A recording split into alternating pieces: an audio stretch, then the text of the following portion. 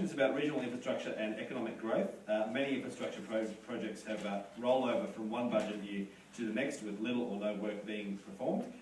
The belief is that the budget has been funneled into the 20 growth towns. Although there has been infrastructure growth in these towns, there has been no policy table to address economic development in these regions.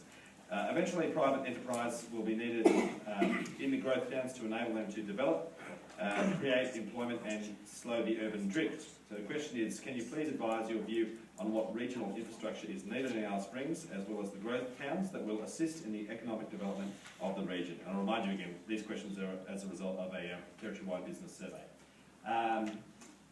We'll start at this end of the table as we chop and change. Who'd like to speak on infrastructure? Barbara, you again? Okay. When you're ready, go. 2008, the Northern Territory Government established a policy around the amalgamation of Indigenous community councils and set up 8 super shires in the Northern Territory. What we believe is very important and vital is that NT government should be working closely with local government and the shire councils to enable economic development out in remote communities and rural areas, as well as keeping an eye on the business here in Alice. And I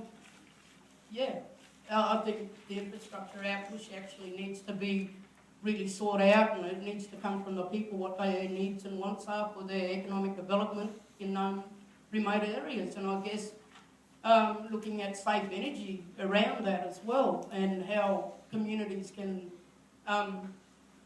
keep the monies within themselves, as well as doing a trade development as well between communities and the major town centres in the Northern Territory, and keeping the economics within the Northern Territory.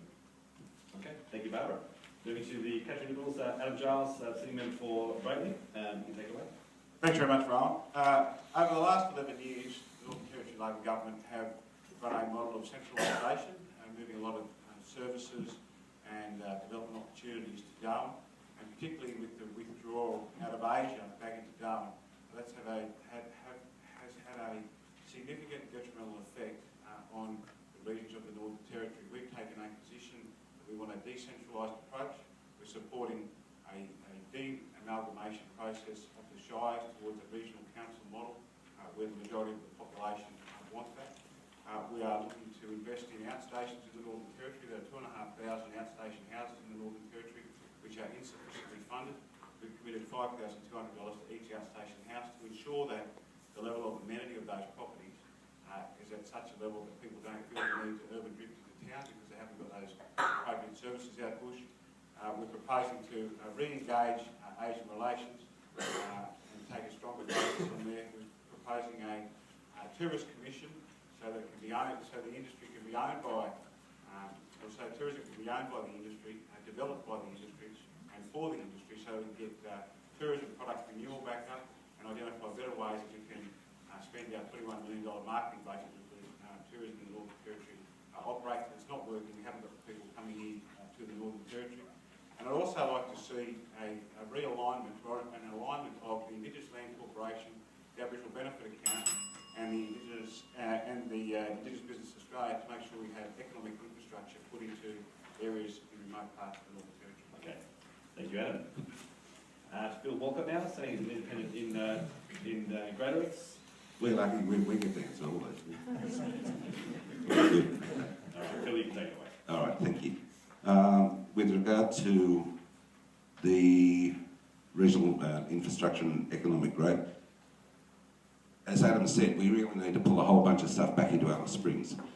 Too much stuff has gone from Alice up to Darwin. People go, businesses close, kids aren't in schools.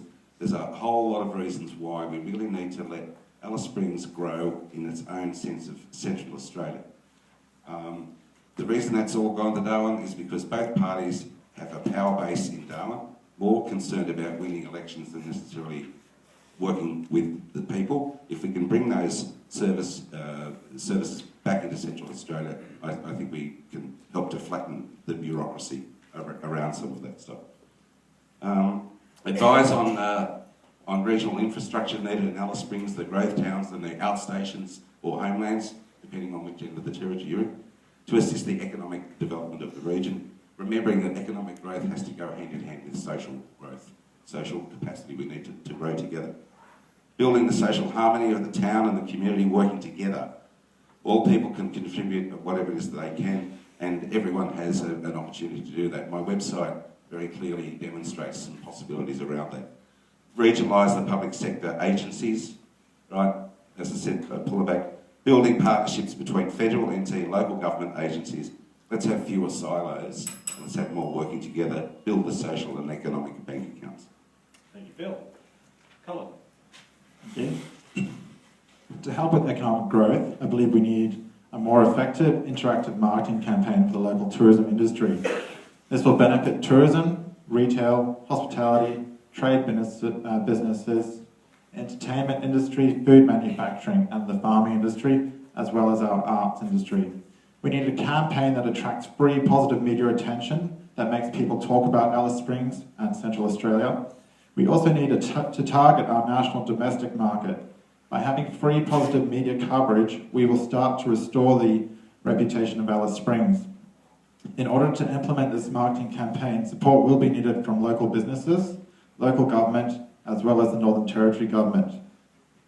This is one project that I promise to initiate when you vote for me. To help the local building industry, I believe red tape needs to be removed from the tender bidding process for local government construction projects. This will allow sole traders and local construction companies to bid more fairly and competitively against corporations for government tenders. Would you prefer XYZ Proprietary Limited from Sydney build your local government offices, or Mr. Smith, the owner of your Alice Springs construction company, build your local government offices? Thank you. Thank you, Colin. Ken. Yeah, thank you. Look, with this one here, it's not really a brainer, but anyway, it's a no-brainer. Where, like, let us sort of use our land out there as capital to be able to get involved in the economy, and it'll slow this urban drift for sure, because we're able to develop businesses, but also joint partnerships. You know, we'll be able to take sort of develop drinking camps, so get it out of town, but let us do it on our land, and do it in such a way we'll have partnership with whoever is the license owner for alcohol and all that. Bring it on. Let's have a partnership. Let's have joint venture in that process. But let us use our land as collateral to do this. We don't need to go anywhere else for money. We just have to go to the bank. Okay, so we can use our land as collateral to develop it. So realistically, we just got to turn it around. Let's start developing things out there. People won't come in here. Tourism, yeah, let's look at tourism. Well, what is it?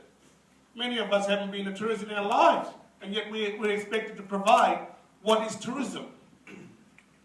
Give us the opportunity to actually go and look at what is the expectation of being a tourist, and then we may be able to provide.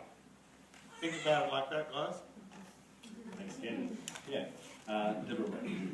Okay, look, the Labor government believes in good, stable management and evidence-based actions.